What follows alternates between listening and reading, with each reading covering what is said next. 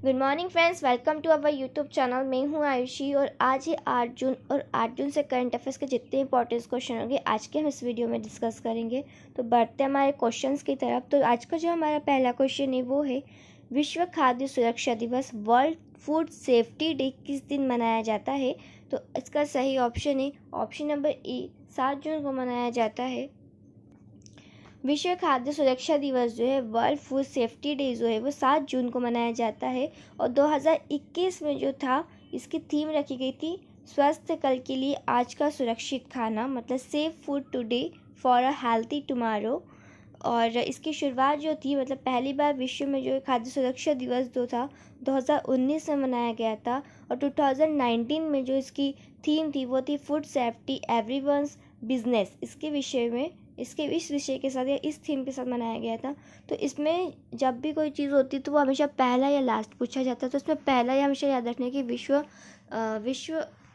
विश्व खाद्य सुरक्षा दिवस जो पहला था वो 2019 से मनाया गया था और इसकी जो थीम रखी गई थी वो थी फूड सेफ्टी एवरीवन्स बिजनेस और इस विषय के साथ इसकी शुरुआत की गई थी। और 2021 में जो इसका विषय रखा गया था वो था safe food for a healthy tomorrow, स्वस्थ कल के लिए आज का सुरक्षित होना।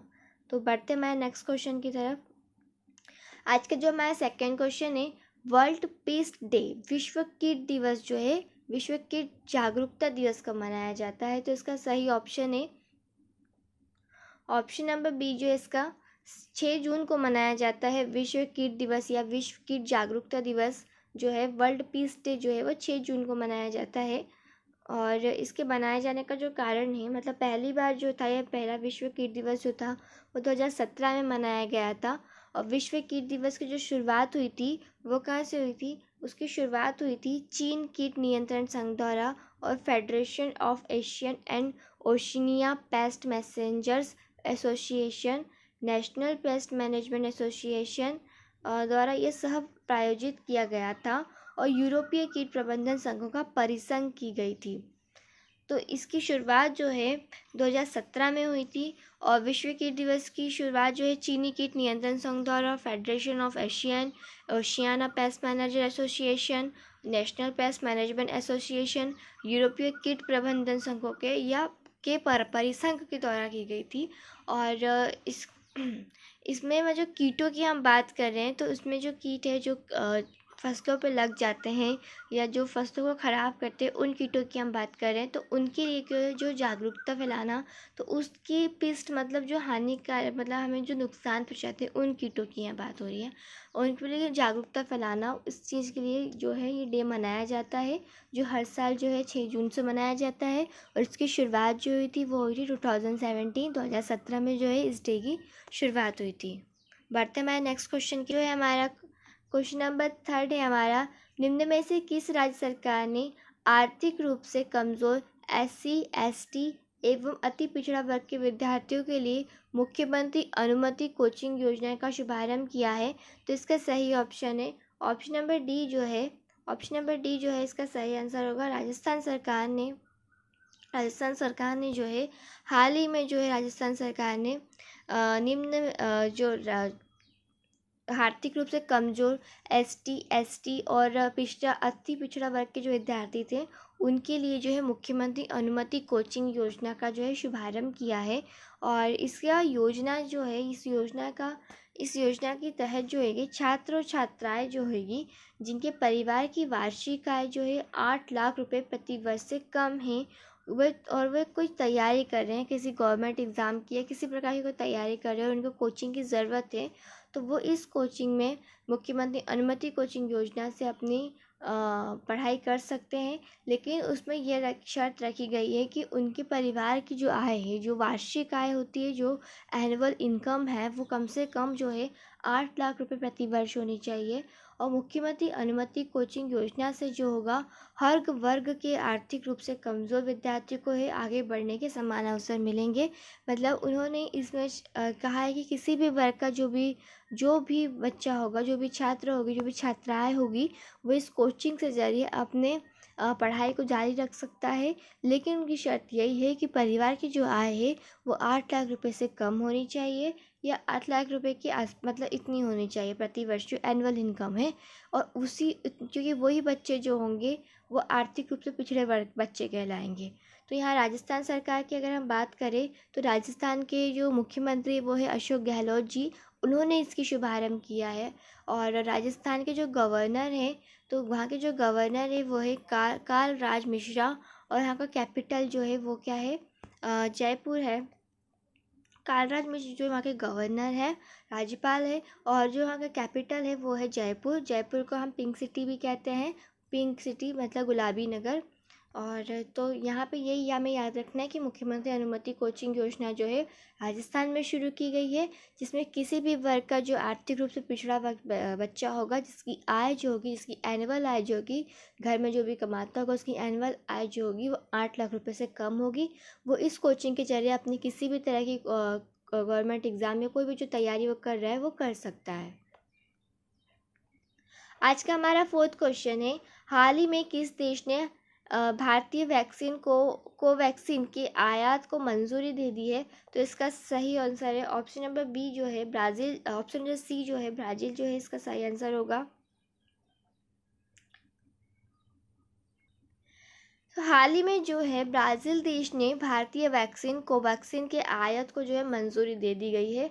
तो कोवैक्सीन का जो निर्माण है वो हैदराबाद बेस्ड भारतीय कंपनी भारत बायोटेक द्वारा किया जाता है। मतलब कोवैक्सीन का जो निर्माण है वो भारत में हो रहा है।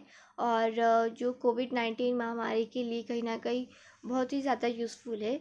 तो ब्राज़ील ने जो है इसकी मांग की है। गौरतलब है कि भारत ने आयात की जाने वाली इन टीकों का उपयोग विशिष्ट परिस्थितियों में किया जाएगा। फिलहाल ब्राज़ील ने भारत से जो है कोवैक्सीन की 4 मिलियन खुराक आयात करने का जो है फैसला लिया है। और लेकिन भारत ने कहा है कि अभी हमारे देश में ये सब चल रहा है, और जब बहुत ही विकट परिस्थिति होगी, विशेष परिस्थितियाँ होगी, जब आपको चाहिए होगा, जब बहुत विशेष परिस्थिति होगी तभी हम आपको देंगे। और ब्राज़ील ने कम से कम जो है 4 मिलियन खुराक की मांग की है कि हमें 4 मिलियन खुराक चाहिए भारत से। और इसका जो इसमें याद करने वाली बात यह है कि जो कोवैक्सीन का निर्माण है ये हैदराबाद में जो भारतीय कंपनी है भारतीय बायोटेक, वहाँ पे इसका निर्माण किया जा रहा है।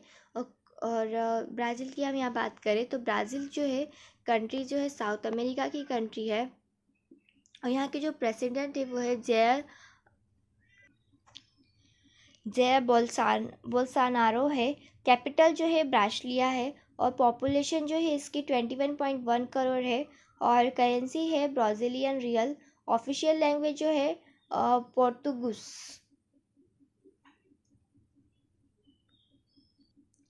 आज का हमारा 5th क्वेश्चन है, हाल ही में प्रधानमंत्री नरेंद्र मोदी ने पुणे में विश्व पर्यावरण दिवस के अवसर पर किस प्रोजेक्ट को लॉन्च किया था?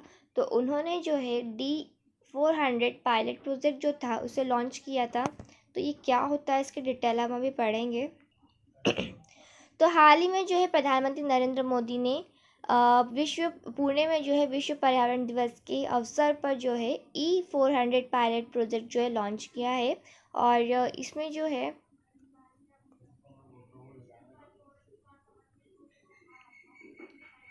तो इस महत्वाकांक्षी परियोजना को भारत में इथेनॉल के उत्पादन और वितरण के लिए एक नेटवर्क स्थापित करने के उद्देश्य से शुरू किया जा रहा है। इथेनॉल मतलब जो होता है, जो पीने वाली शराब होती है उसे हम इथेनॉल के उसमें बोलते हैं। मतलब आपने पेपर या न्यूज़पेपर में पढ़ा होगा कि जहरीली शराब पीने से इनकी मृत्यु हो गई या कुछ इस टाइप से आता है। तो ये 2 चीज़ें होती है, इथेनॉल होता है, मैथेनॉल होता है। जो मैथेनॉल होता है वो जो होता है वो हार्मफुल होता है, वो जहरीला होता है। लेकिन इथेनॉल जो होता है वो जहरीला नहीं होता। तो जो नरेंद्र मोदी है उन्होंने जो पुणे में विश्व पर्यावरण दिवस के अवसर पर जो है E400 पायलट प्रोजेक्ट जो है वो लॉन्च किया है। और महत्वाकांक्षी जो परियोजना जो लॉन्च की उन्होंने परियोजना योजना में इथेनॉल के उत्पादन और वितरण के लिए एक नेटवर्क स्थापित करने के उद्देश्य शुरू किया जा रहा है। मतलब वो इथेनॉल को बनाने की इथेनॉल का जो है वितरण करेंगे और वितरण के लिए इसकी जा रही है। मतलब आप समझ सकते क्या हो रहा है। तो इसके लिए जो है उन्होंने प्रोजेक्ट पायलट तैयार किया है।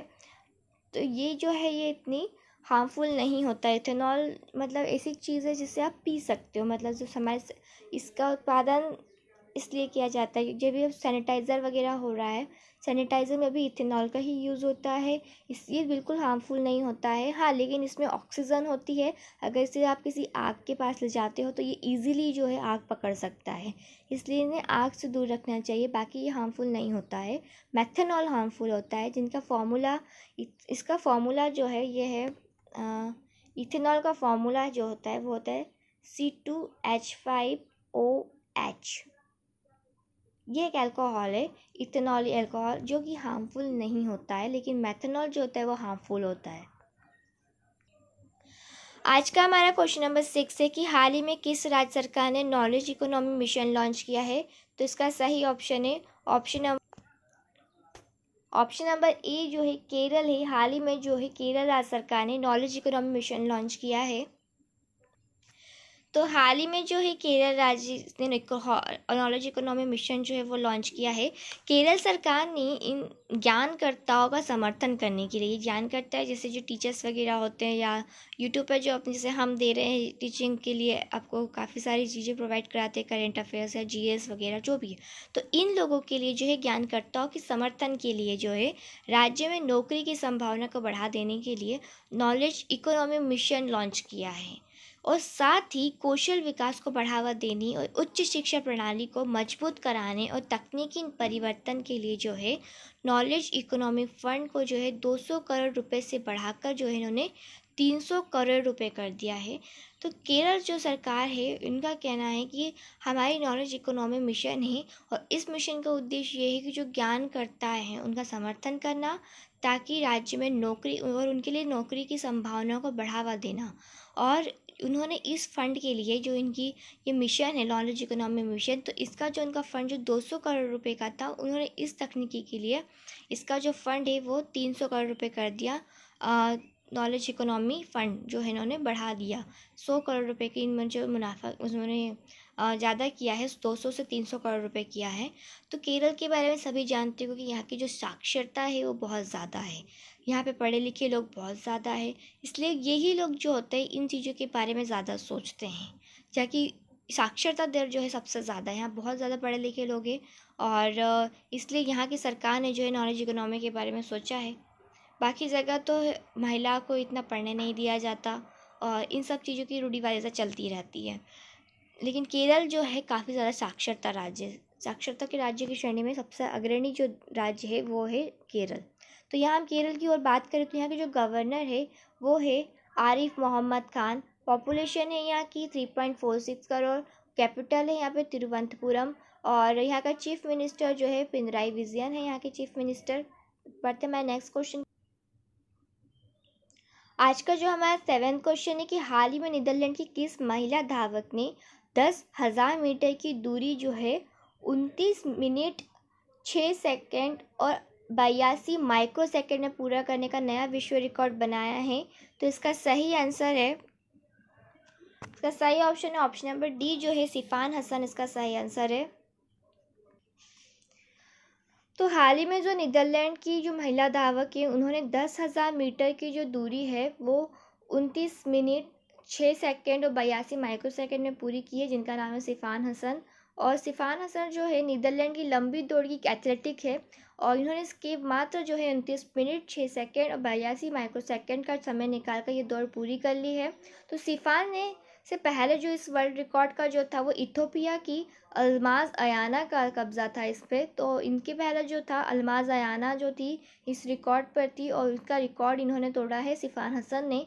तो अल्माज ने जो है वो रियो ओलंपिक के दौरान जो है 29 मिनट 17 सेकंड और 45 माइक्रो सेकंड का जो है समय निकाला था। मतलब यहाँ पे सेकंड की वजह से जो है सिफाना हसन जो है इनसे आगे हो गई, बाकी इन्होंने सेम मिनट में ही करा था, लेकिन जो सेकंड की वजह से जो है आज ये जो वर्ल्ड रिकॉर्ड है वो सिफाना हसन के नाम है। और सिफाना हसन ने 10,000 मीटर की दूरी, 10,000 मीटर मतलब अगर आप 1 किलोमीटर लेते हैं तो 1 किलोमीटर बराबर कितना होता है 1,000 मीटर, 1,000 मीटर। तो यहाँ 10,000 मीटर की बात हो रही है, 10,000 मीटर दैट मीन्स होगा कि आपने 10 मीटर, यहाँ आप 10 किलोमीटर भी हाँ 10 किलोमीटर बोल सकते हैं आप, हाँ तो इसके हिसाब से जो होगा 10,000 मीटर की, या फिर 10,000 मीटर बोल सकते हो नॉर्मल में आप। तो इन्होंने यह जो 10,000 मीटर की दूरी जो है वो 19 मिनट 6 सेकेंड और 82 माइक्रोसेकेंड में पूरी की है। और इन्होंने जो है अल्माज, इथोपिया की जो अल्माज अयाना था, इनका रिकॉर्ड तोड़ा है। आज का हमारा जो है 8th क्वेश्चन है कि सामी खेदरिया किस देश के फुटबॉलर थे जिन्होंने हाल ही में संन्यास ले लिया है। तो इसका सही ऑप्शन है ऑप्शन नंबर बी, जो है जर्मनी के थे सामी खेदरिया, और जिन्होंने हाल ही में जो है सामी खेदरिया जो है जर्मनी के फुटबॉलर थे जिन्होंने हाल ही में संन्यास लिया। तो जर्मनी के फीफा विश्व कप विजेता सामी खेदरिया ये फीफा कप विजेता रहे हैं। इन्होंने स्टटगार्ट से अपना कैरियर शुरू किया था। VfB स्टटगार्ट से अपने कैरियर की शुरुआत की थी और रियल मैड्रिड में जाने से पहले 2006 और 2007 सीज़न में जो है लीग खिताब जीतने में उनकी मदद की थी, जहां उन्होंने ट्रॉफी से लैंस स्पेल में लीग और चैंपियंस लीग जीती थी। उन्होंने 2014 में जो है फीफा विश्व कप जीतने में उनकी मदद की थी। सामी खेदरिया ने जर्मनी के लिए बहुत ही अच्छा खेला है और उन्होंने अपनी जो शुरुआत की थी वो VfB स्टटगार्ट से अपने कैरियर की शुरुआत की थी और काफ़ी अच्छे फुटबॉलर रहे थे। और लेकिन हाल ही में जो इन्होंने अब संन्यास ले लिया है। और ये जर्मनी के, इसमें याद रखने वाली बात यही है कि सामी खेदरिया है जर्मनी के फुटबॉलर थे और इन्होंने जर्मनी के लिए 2014 में फीफा विश्व कप जीतने में जर्मनी की मदद की थी। और इन्होंने जो है 2 ट्रॉफी से लैंस स्पेल में भी लीग और चैंपियंस लीग जीती है। ये बात याद रखने वाली है। क्वेश्चन नंबर 9 है किस व्यक्ति को जून 2021 से जून 2024 तक के लिए विश्व बैंक शिक्षा सलाहकार नियुक्त किया गया है। तो इसका सही ऑप्शन है ऑप्शन नंबर सी, जो है रंजीत दिसाले जो है इसका सही आंसर है। तो हाल ही में जो था जून 2021 में जो जून से 2024 तक के लिए जो है, मतलब 21 से लेकर 24 तक के लिए विश्व बैंक शिक्षा सलाहकार जो रहेंगे वो रंजीत सिंह दिसाले ही रहेंगे। मतलब अगर 2021 से 2024 तक कोई भी एग्ज़ाम अगर होती है और उसमें क्वेश्चन आता है कि विश्व बैंक शिक्षा सलाहकार किसे नियुक्त किया गया है, तो 21 से लेकर 24 तक के लिए जो शिक्षा सलाहकार होंगे वो हो गए रंजीत सिंह दिसाले। ये आप याद रखना। और जो रंजीत सिंह दिसाले हैं ये कहाँ से बिलोंग करते हैं, तो ये महाराष्ट्र के रहने वाले हैं। महाराष्ट्र के सोलापुर में ये रहते हैं। और यह अब विश्व बैंक द्वारा मार्च 2021 में शुरू किए गए कोच प्रोजेक्ट पर काम करेंगे। इस परियोजना का जो उद्देश्य शिक्षक व्यावसायिक विकास में सुधार करके देशों को सीखने में तेजी लाने में मदद करना। ये काफ़ी अच्छे शिक्षक रह चुके हैं, इसका बहुत अच्छा नॉलेज है और हाल ही में विश्व बैंक ने भी शिक्षा सलाहकार इन्हें नियुक्त किया है। और दिसाले जो है महाराष्ट्र के सोलापुर जिले के परितवाड़ी गांव के रहने वाले हैं। वह 2020 में ग्लोबल टीचर अवार्ड से भी सम्मानित होने वाले पहले भारतीय थे। इन्होंने जो है भारत को कहीं ना कहीं सम्मान दिलाया। 2020 में इन्होंने काफ़ी अच्छा सम्मान दिलाया है। टीचर ग्लोबल अवार्ड जीता था इन्होंने, ग्लोबल टीचर अवार्ड से इन्हें सम्मानित किया गया था। और हाल ही में जो है इन्हें 2021 से 24 तक के लिए जो है विश्व बैंक शिक्षा के सलाहकार के रूप में नियुक्त किया गया है। और ये जो प्रोजेक्ट है विश्व बैंक का द्वारा मार्च 2021 में शुरू किया गया था, जिसमें कोच प्रोजेक्ट पे काम करेंगे ये। और इस परियोजना का जो उद्देश्य होगा वो, इस परियोजना का उद्देश्य क्या है कि शिक्षा व्यावसायिक विकास में सुधार करना। जो व्यावसायिक शिक्षा है हमारी, उस शिक्षा में जो है सुधार लाना और देश को सीखने में तेजी लाने में मदद करना है। आज का हमारा वीडियो का लास्ट क्वेश्चन है, क्वेश्चन नंबर 10 है हमारा। अज़रबैजान ग्रांड प्रिक्स का जो खिताब है किसने जीता था। तो इसका सही ऑप्शन है ऑप्शन नंबर ए, जो है सर्जिया पेरेज जो है इसका सही आंसर हो गया। तो अज़रबैजान ग्रांड प्रिक्स जो है वो सर्जिया पेरेज ने जीता था। Red Bull racer Sergio Perez ने अज़रबैजान ग्रांड प्रिक्स जीत लिया था। इसमें मैक्स वर्स्टैपेन और लुइस हैमिल्टन दो जीतने में भी असफल रहे। मतलब Red Bull racer Sergio Perez ने जीती है और इन्होंने जो है अज़रबैजान ग्रांड प्रिक्स जीत लिया है। इनके अलावा जो है मैक्स वर्स्टैपेन और लुइस हैमिल्टन ये दोनों भी इसमें शामिल हुए थे। काफ़ी अच्छे दिग्गज खिलाड़ी है, लेकिन इन्होंने जो है असफलता हासिल करी, ये लोग जीत नहीं पाए। और जो रेड बुल में जो शामिल होने के बाद जो है पेरेज की जो ये पहली जीत है, सर्जिया पेरेज की ये पहली जीत है। उन्होंने रेड बुल में अज़रबैजान ग्रांड प्रिक्स का खिताब जीता है।